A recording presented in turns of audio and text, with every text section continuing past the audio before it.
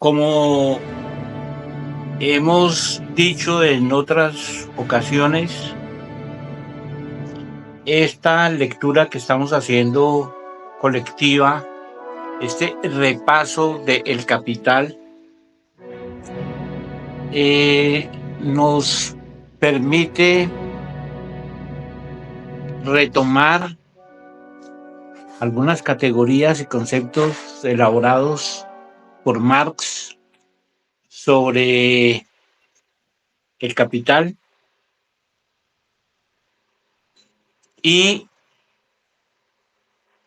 verificar cómo esas categorías se pueden aplicar al análisis de la situación concreta que vive en este momento el mundo y nosotros como sujetos inmersos en ese mundo. He visto que en este grupo de WhatsApp se insiste mucho en el tema de la religión y de la relación entre Marx y la religión.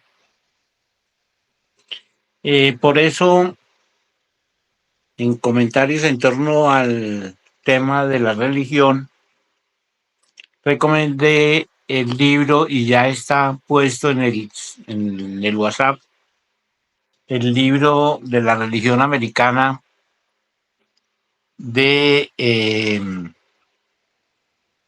ya se me pasó en ese momento, de Harold Bloom, La religión americana. Les recomiendo leerlo, picotearlo. ¿Eso qué tiene que ver el capital con la religión americana? La religión es hoy por hoy un fenómeno que está en muchas partes determinando el rumbo político de sociedades enteras. El componente religioso en la situación del Medio Oriente es evidente. La vieja pugna entre sunitas y chiitas, entre judíos, entre diferentes tendencias musulmanas, demuestra el peso creciente, la incidencia del tema religioso en los procesos actuales. Vimos que y estamos viendo cómo se presenta una descomposición de los países europeos derivada de una idea, un problema, una cuestión no resuelta, y es la llamada expansión islámica hacia Occidente. En fin, pero ¿de qué manera, repito, podemos conectar el tema de la religión con el estudio del capital? Por otra parte, insisto en escuchar y volver a escuchar cuantas veces lo estimen necesario la lectura del capítulo de David Harvey de 17 contradicciones y el fin del capitalismo, entre otras cosas porque este es un muy buen ejemplo de cómo se usan las categorías marxistas utilizadas por el propio Marx y definidas y construidas por él, visibles en el Capital, cómo esas categorías David Harvey las aplica a un fenómeno contemporáneo englobado desde el estudio de la contradicción entre el valor de uso y valor de cambio, tomando como mercancía objeto del estudio la vivienda. Eso es lo que desarrolla David Harvey en ese capítulo de 17 contradicciones y el fin del capitalismo, la contradicción entre el valor de uso y el valor de cambio, específicamente en la vivienda. Entonces, estos elementos, el capital, con las categorías que hemos venido leyendo en el texto de Marx, esto contrastado, confrontado o leído, comparado con el capítulo de Harvey y con los avances que nos permita la lectura de Harold Bloom de la religión americana, a su vez contrastado con la realidad tal como la percibimos en los temas religiosos, en los temas de la contradicción del valor de uso y el valor de cambio en nuestra realidad. Tendríamos así 5 elementos con los que jugamos una especie de tesis, antítesis, síntesis, para en la práctica desarrollar una dialéctica del conocimiento a partir de la lectura del Capital e incorporando esa lectura a un tema que nos suscita inquietudes, que es el tema de la religión. De esta manera, lo que les planteo es que colectivamente hagamos una reflexión en estos días que vienen acerca de, consideremos la religión como una mercancía. ¿Cuál sería el valor de uso de esa mercancía llamada religión? ¿Cuál sería el valor de cambio de esa mercancía religión? Para adelantar este tipo de reflexión o de análisis, es necesario que acotemos los términos, el tiempo y el espacio sobre el que vamos a interrogarnos, a plantearnos esta reflexión, este momento de investigación.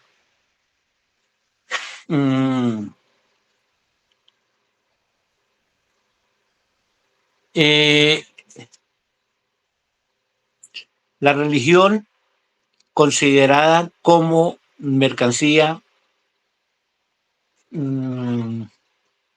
debe acotarse, os propongo que se acote en los términos en los que lo plantea Harold Bloom como la religión americana.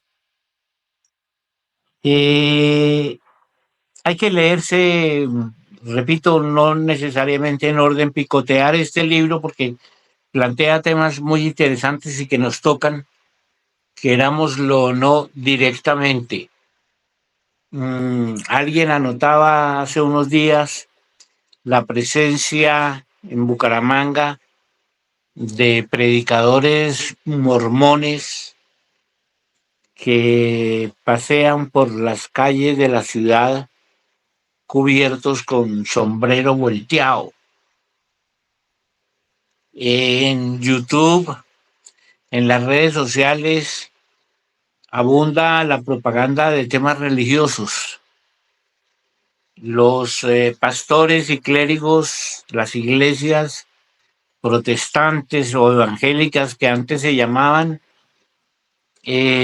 constituyen verdaderos emporios económicos con influencia política e ideológica sobre sectores importantes de la sociedad, ganan espacios, curules, etcétera, tienen una influencia determinante en muchos ámbitos de la vida nacional, no solo en los culturales.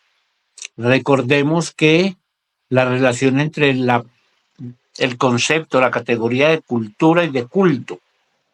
En muchos países la denominación del ministerio no es de la cultura, sino de cultos.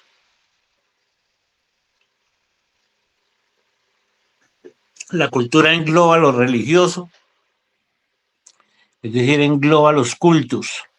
También eso hay que verlo en el análisis que les estoy proponiendo sobre la religión como mercancía. Me gustaría escuchar sus opiniones. Bien.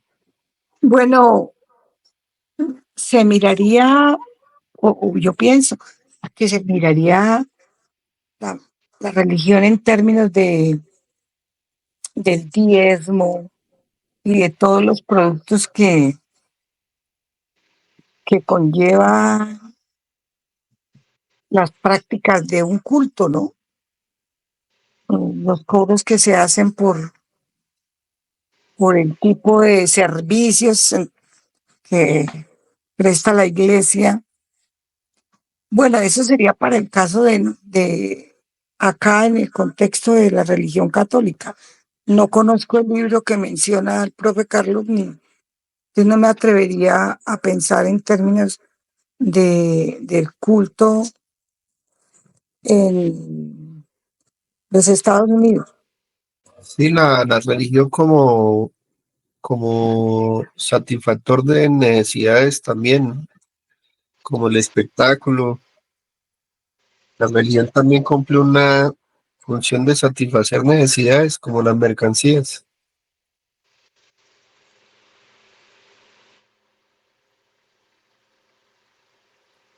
¿Qué tipo de necesidades? Eh, Necesidades puede ser como espirituales, psicológicas, sí, de pronto mentales también, creería.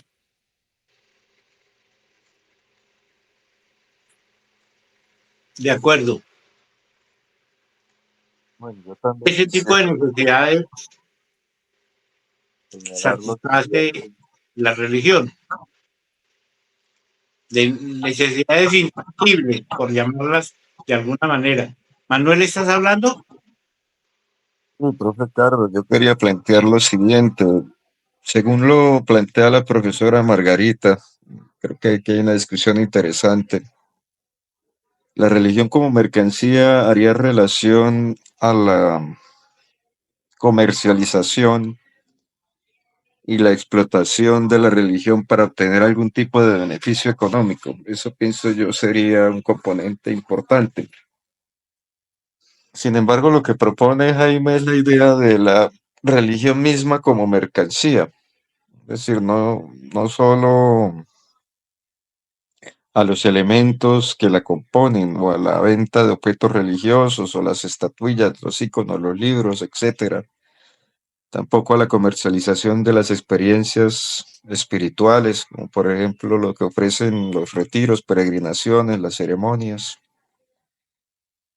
Entonces yo vería allí dos elementos. Por un lado, la religión como mercancía, en tanto que tiene unos elementos que se pueden mercantilizar, pero también la experiencia misma de la religión como mercancía, que sería lo que propone Jaime.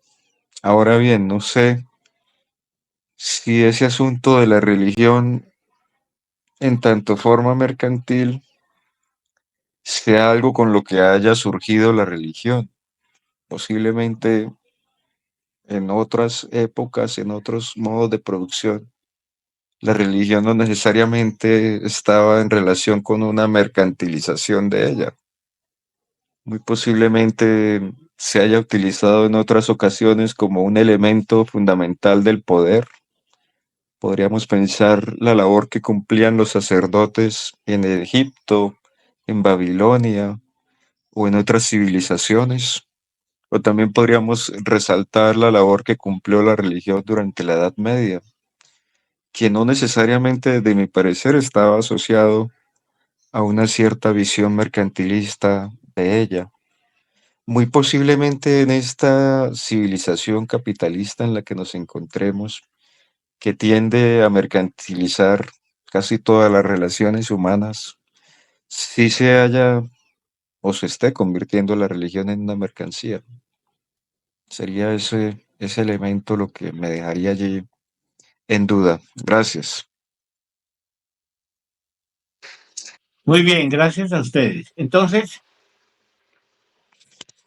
eh,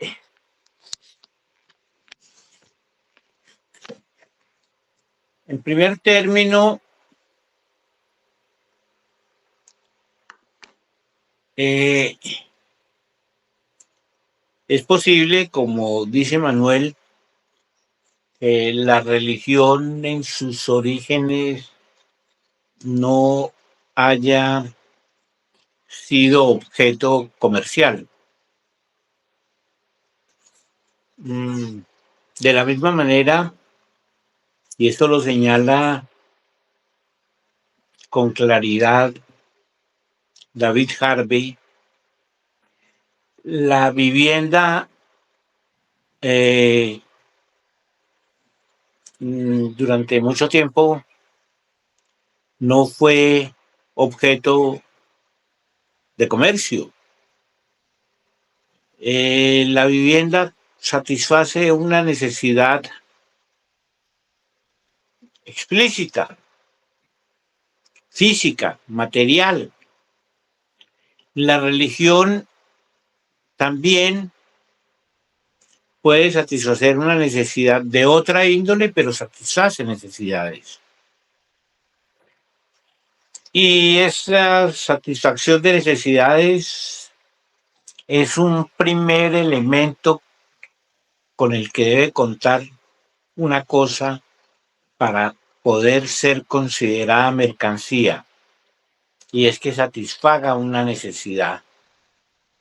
La vivienda satisface una necesidad, la religión satisface una necesidad.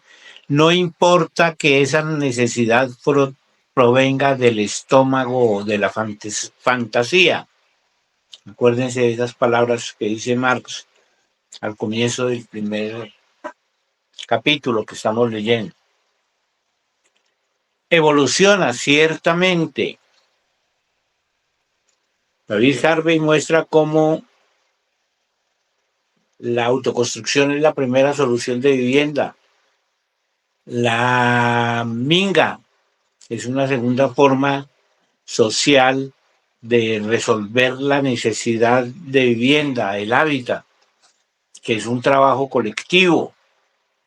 La autoconstrucción y la ayuda mutua para construir vivienda, ese es el origen de la vivienda, hasta llegar a la vivienda individualizada de hoy.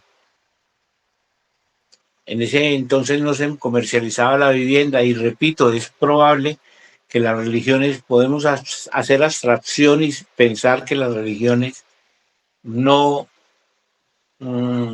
eran objeto comercial directamente en un principio.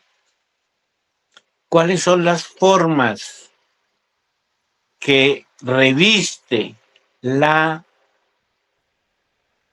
religión mercancía en este momento, en la actualidad? Reitero, unas descripciones muy interesantes hace Harold Bloom en el libro que está en el WhatsApp.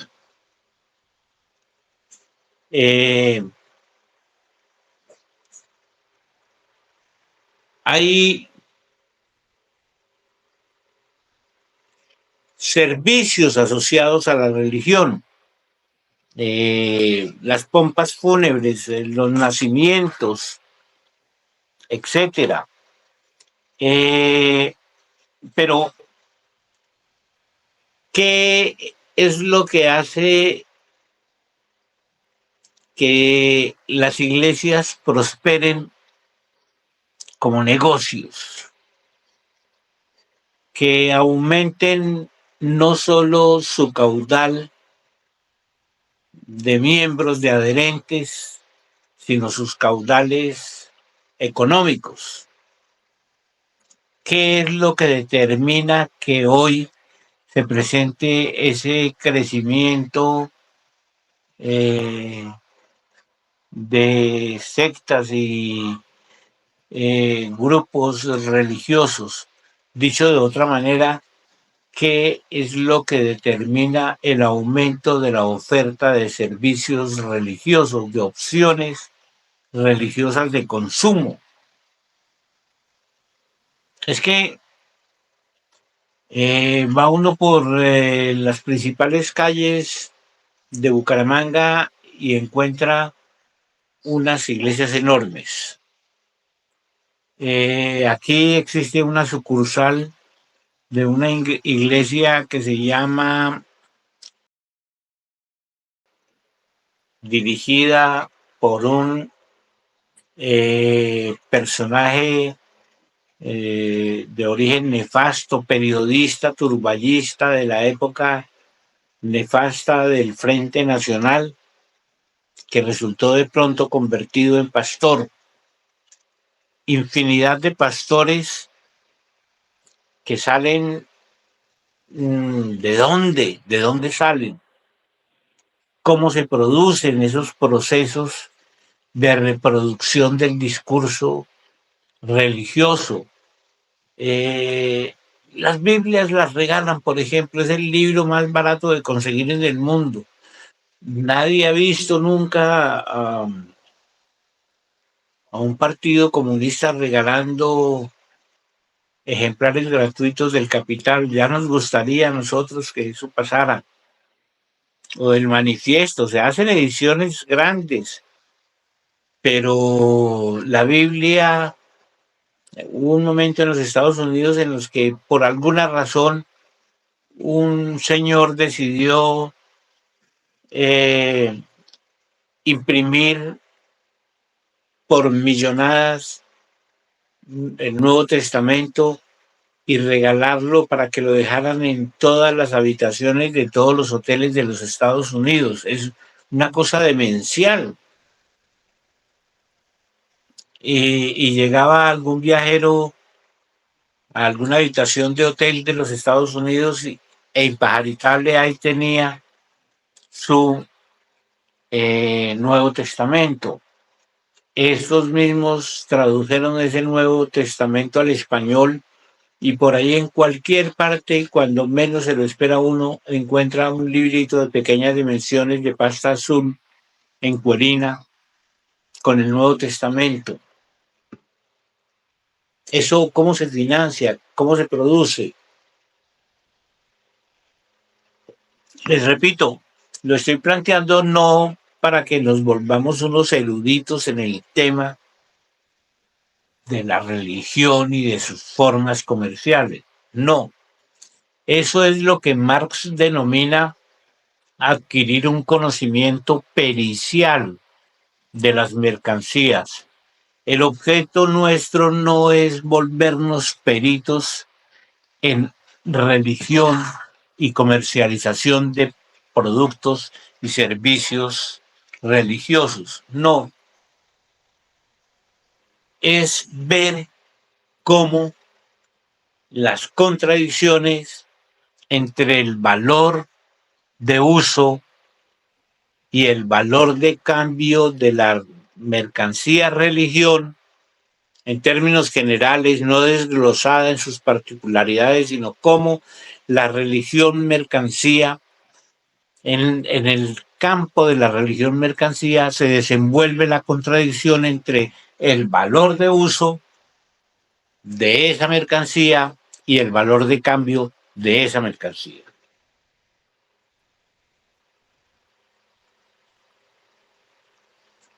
Marx dice, para hacer mercancía, el producto, que es el producto del trabajo, ha de pasar a manos de otro, del que lo consume, probablemente por medio de un acto de cambio. ¿sí? Un valor de uso se vuelve mercancía cuando se cambia con otra persona por otra mercancía, por otro objeto. No cuando se regala. Cuando se regala no hay acto de cambio. Cuando se dona, cuando se pierde, cuando se encuentra, cuando se halla un objeto, ese objeto no llega a sus manos, no es mercancía, porque no fue resultado de un acto de cambio. La esencia de la mercancía está en el acto de cambio. Ese acto de cambio es muy importante. Repito, es lo que vuelve un valor de uso en mercancía. Mercancía que a su vez tiene un valor de uso y un valor de cambio. El valor de uso se agota, se realiza con el consumo. Ahí el consumo es el final del valor de uso. Ahí termina la mercancía. Pero en ese acto de cambio empieza el valor de cambio, es un acto de cambio. Ahí es donde se manifiesta el valor de cambio, se sabe cuánto vale, cuál es el valor de esa mercancía, el valor específico y concreto en ese acto de cambio. Si yo entrego la mercancía, el tomo 1 de Capital, por 50,000 pesos, Manuel o Margarita o Andrés o Jaime pueden coger ese tomo para estudiarlo como repisa, para regalarlo, lo pierden, etcétera. En todo caso, lo consumieron. Hasta ahí llegó la historia del tomo en lo que al productor, al vendedor respecta. Ya a mí no me interesa qué pasó de ahí en adelante con ese tomo. Eso ya no es problema mío. El problema mío son los 50,000 pesos. En ese momento se realizó el valor de cambio de esa mercancía. Cuando yo recibí los 50,000 pesos, en ese momento supe que el tomo 1 tenía ese valor y tuvo para mí ese valor concreto de 50,000. Ahora, ¿qué hago yo con esos 50,000 de ahí en adelante? Lo que quiera, tengo la libertad, tengo la misma libertad que tiene el que compró el tomo 1 de hacer con su mercancía lo que se le ocurra.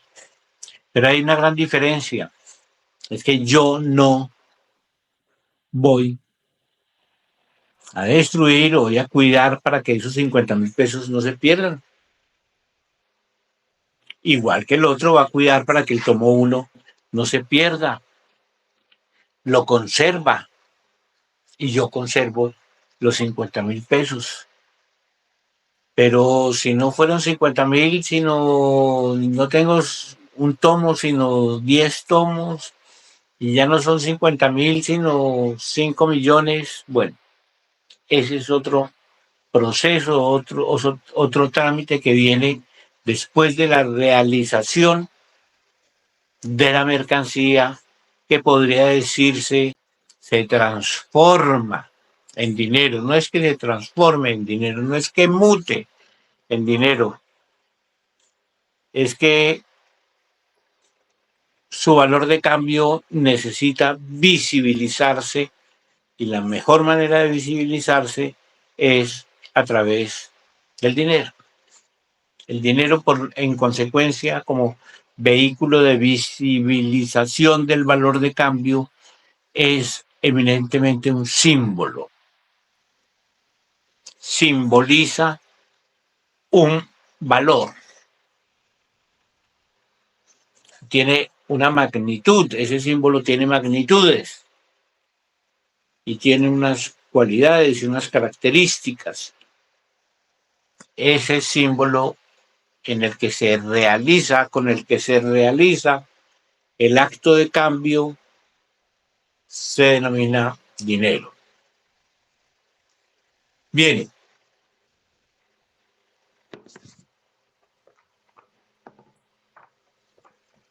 en uso de mis nuevas gafas que estoy estrenando, les anuncio que salí muy bien de la operación de catarata en el ojo derecho y que estoy estrenando unas gafas muy elegantosas en las que les voy a leer el siguiente párrafo, la parte 2 del primer capítulo, titulado El doble carácter de trabajo representado por las mercancías. Veíamos al comenzar que la mercancía tenía dos caras, la de valor de uso y la de valor de cambio. Más tarde hemos vuelto a encontrarnos con que el trabajo expresado en el valor no presentaba los mismos caracteres que el trabajo creador de valores de uso. Nadie hasta ahora había puesto de relieve críticamente ese doble carácter del trabajo representado por las mercancías. Muy bien. Y como ese punto es el eje en torno al cual gira la comprensión de la economía política, hemos de detenernos a examinarlo con cierto cuidado. Tomemos dos mercancías, verbigracia, una levita y 10 varas de lienzo. Y digamos que la primera tiene el doble de valor que la segunda. Es decir, que si 10 varas de lienzo son iguales a una B levita, una levita es igual a 2B. La levita es un valor de uso que satisface una necesidad concreta. Para crearlo se requiere una determinada clase de actividad productiva. Esta actividad está determinada por su fin, modo de operar, objeto, medios y resultados.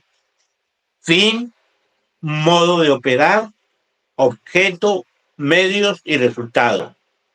El trabajo, cuya utilidad viene a materializarse así en el valor de uso de su producto o en el hecho de que su producto sea un valor de uso, es lo que llamamos, resumiendo todo eso, trabajo útil. Considerado desde este punto de vista, el trabajo se nos revela siempre asociado a su utilidad. Del mismo modo que la levita y el lienzo son valores de uso cualitativamente distintos, los trabajos a que deben su existencia, o sea, el trabajo del sastre y el trabajo del tejedor, son también trabajos cualitativamente distintos.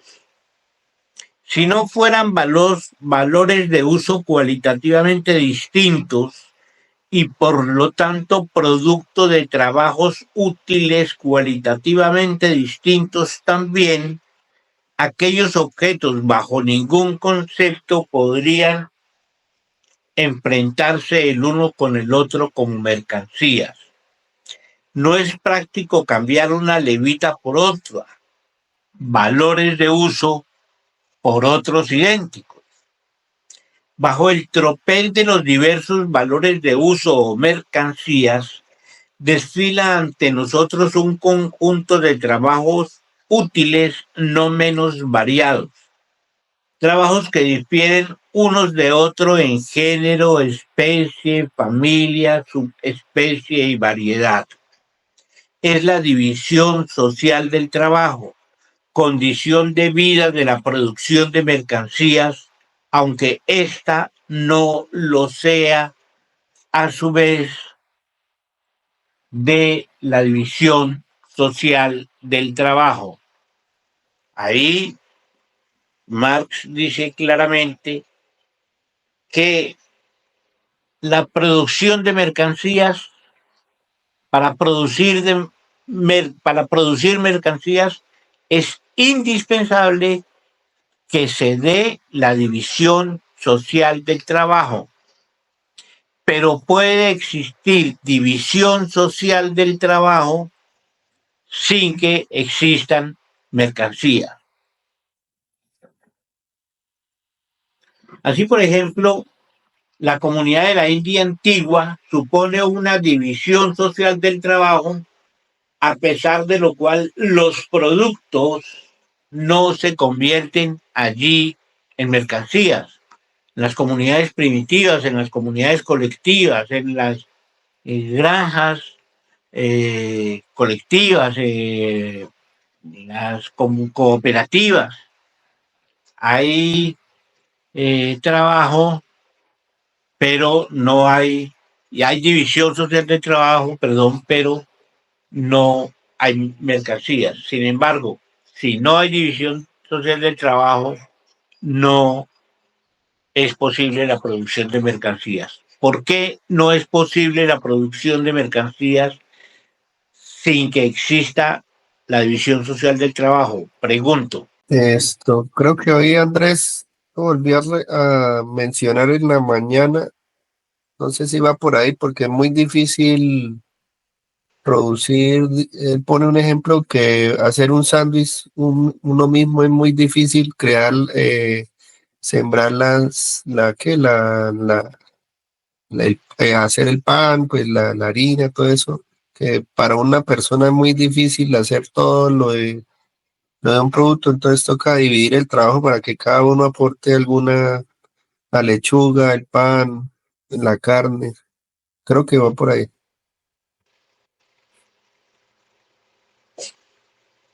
Sí, por una razón muy sencilla, las mercancías son valores de uso distintos.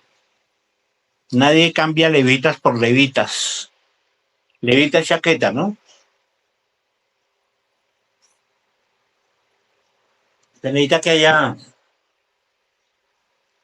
diferentes trabajos y categorías de trabajo para que la producción sea posible. Bien, sigamos adelante. Decían lo de la India antigua. Por poner otro ejemplo más cercano a nosotros, en toda fábrica reina una división sistemática del trabajo, pero esta división no se basa en el hecho de que los obreros cambien entre sí sus productos individuales. Solo los productos de trabajos privados independientes los unos de los otros pueden revestir en sus relaciones mutuas el carácter de mercancías. Vemos pues que el valor de uso de toda mercancía representa una determinada actividad productiva encaminada a un fin, o lo que es lo mismo, un determinado trabajo útil. Los valores de uso no encierran trabajos útiles cualitativamente distintos. En una sociedad cuyos productos revisten en general la forma de mercancías, es decir, en una sociedad de productores de mercancías, esta diferencia cualitativa que se acusa entre los distintos trabajos útiles realizados independientemente los unos de los otros como actividades primativas de otros tantos productores independientes, se va desarrollando hasta formar un complicado sistema, hasta convertirse en una división social del trabajo. A la levita como tal levita le tiene sin cuidado, por lo demás, que la vista el sastre o su cliente. En ambos casos cumple su misión, el valor de uso. La relación entre esa prenda y el trabajo que lo produce no cambia tampoco en realidad, porque la actividad del sastre se convierta en profesión especial, en categoría independiente dentro de la división social del trabajo. Allí donde la necesidad de vestidos le acuciaba, el hombre se pasó largos siglos cortándose las prendas más o menos burdas antes de convertirse en hombre de sastre, de hombre en sastre. Sin embargo, la levita, el lienzo, todos los elementos de la riqueza material no suministrados por la naturaleza deben siempre su existencia a una actividad productiva específica, útil, por medio de la cual se asimilan a determinadas necesidades humanas, determinadas materias que la naturaleza brinda al hombre. Como creador de valores de uso, es decir, como trabajo útil, el trabajo es, por tanto, condición de vida del hombre y condición independiente de todas las formas de sociedad. Una necesidad perenne y natural sin la que no se concebiría el intercambio orgánico entre el hombre y la naturaleza, ni, por consiguiente, la vida humana. No, aplaudan, es un párrafo precioso. Los valores de uso, levita, lienzo, o lo que es lo mismo, las mercancías consideradas como objetos corpóreos son combinaciones de dos elementos: la materia que suministra la naturaleza y el trabajo.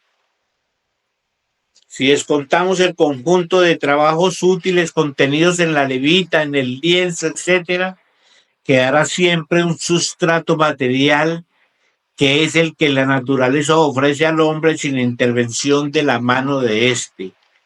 En su producción, el hombre solo puede proceder como procede la misma naturaleza, es decir, haciendo que la materia cambie de forma. Más aún, en este trabajo de conformación, el hombre se apoya constantemente en las fuerzas naturales. El trabajo no es, pues, la fuente única y exclusiva de los valores de uso que produce, de la riqueza material. El trabajo es, como ha dicho William Petty, el padre de la riqueza y la tierra, la madre. Pasemos ahora de la mercancía considerada como objeto útil a la mercancía considerada como valor. Y por ahí dejamos por ahora.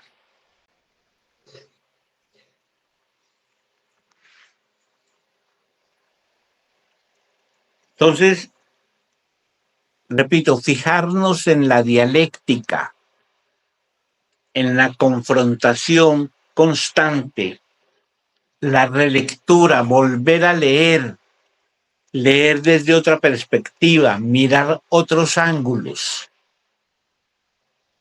para no darle al estudio que estamos haciendo del capital un carácter